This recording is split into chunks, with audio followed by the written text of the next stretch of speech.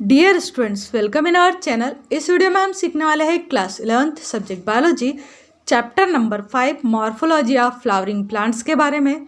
इससे पहले वाले वीडियो में हम रूट एंड स्टेम के मॉडिफिकेशन सीख चुके हैं। यहाँ पर हम सीखने वाले हैं कुछ इंपॉर्टेंट डिफरेंसेस। तो यहाँ पर हमारा जो फर्स्ट डिफरेंस है वो है difference between root and stem, यानी रूट और स्टेम के बीच में क्या डिफरेंस है। तो फर्स्ट यहाँ पर डिफरेंस दे रखा है, root develop from radical of embryo. जो सीड जो है जब एम्ब्रियो में चेंज होता है तो उसके अंदर जो रेडिकल वाला पार्ट होता है ना, वहाँ से रूट डेवलप होती है।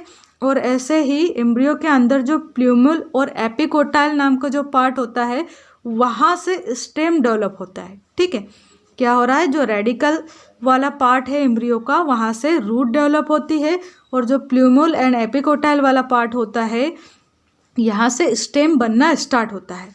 सेकंड जो डिफरेंस है उसमें कहा है the root is descending axis of plant. जो अर्थ के नीचे ग्रो करती है ना, सपोज ये यहाँ पर अर्थ है और नीचे की ओर जो पार्ट यानी कि डिसेंडिंग ऑर्डर में जो ग्रो करता है उसे हम कहते हैं रूट, और ऊपर की ओर जो ग्रो करता है यानी कि असेंडिंग ऑर्डर में जो ग्रो कर रहा है प्लांट का पार्ट उसे हम स्टेम कहते हैं। ठीक, थर्ड पॉइंट में कहा है रूट आर नॉन ग्रीन। जो रूट्स होती है वो कैसी होती है, नॉन ग्रीन होती है एंड नॉन फोटोसिंथेटिक होती है, यानी कि इनमें फोटोसिंथेसिस की प्रोसेस नहीं पाई जाती है।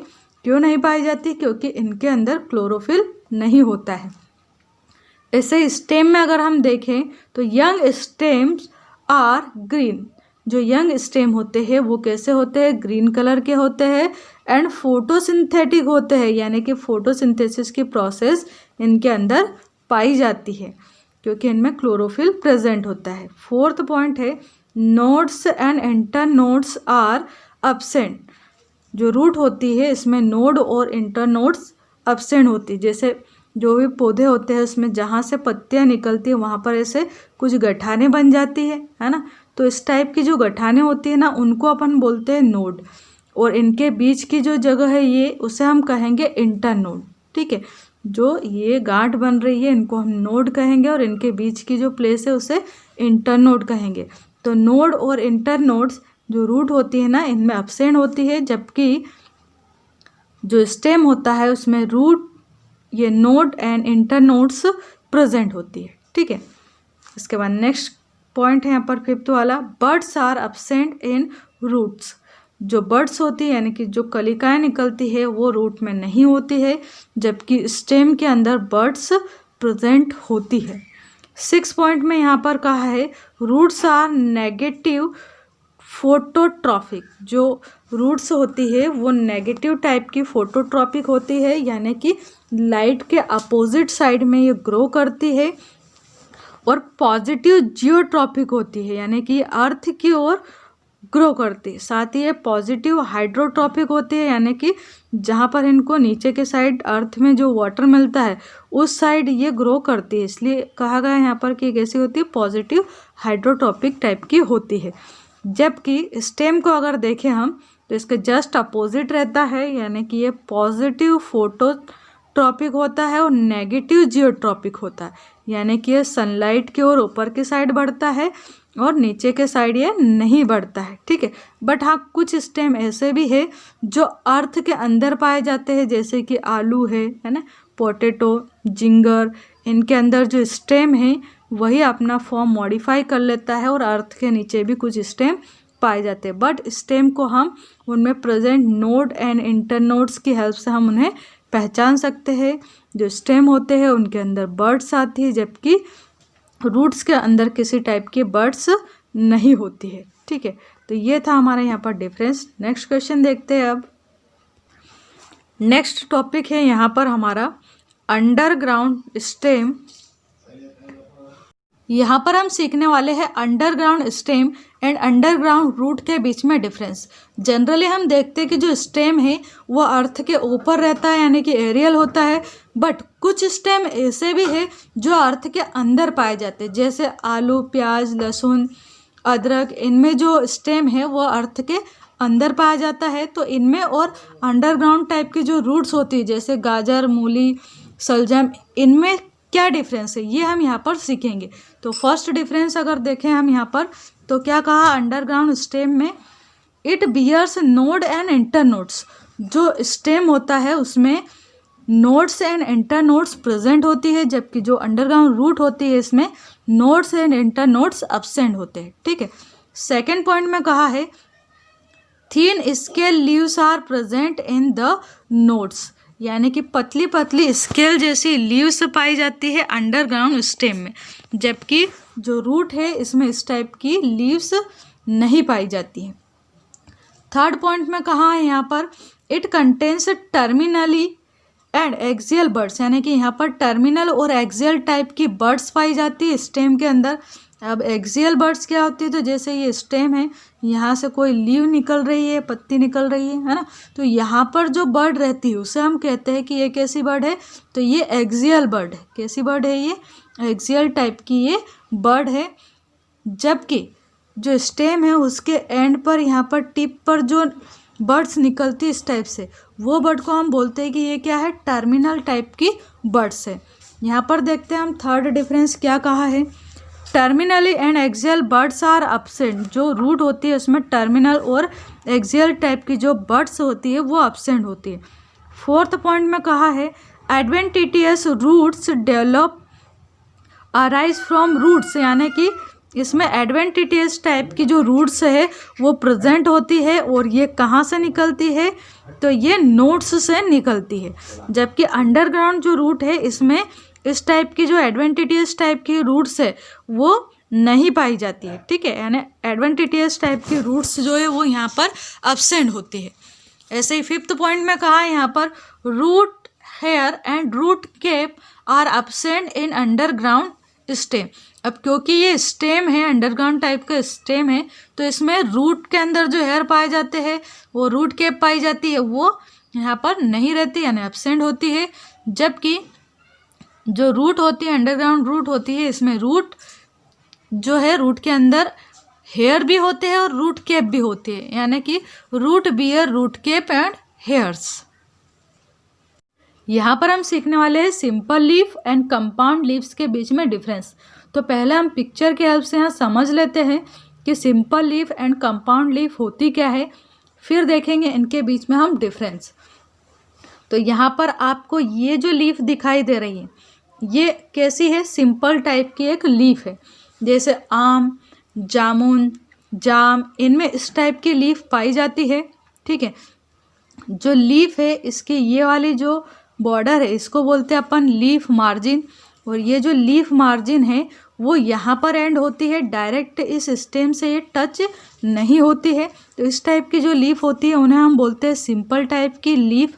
इसके अलावा यहाँ पर जो जहाँ पर लीफ एंड होती है यहाँ पर इसमें एक छोटी सी बड पाई जाती है, जिसे अपन लीफ बड या एक्सियल बड कहते हैं इसको, है ना। जबकि जो कंपाउंड लीव्स होती है इसमें क्या होता है, छोटे छोटे इस टाइप से जो लीफ फ्लैट्स है, ये क्या है, लीफ फ्लैट है, ये वन लीव नहीं है, ये छोटे छोटे लीफ के फ्लैट्स है इस टाइप के।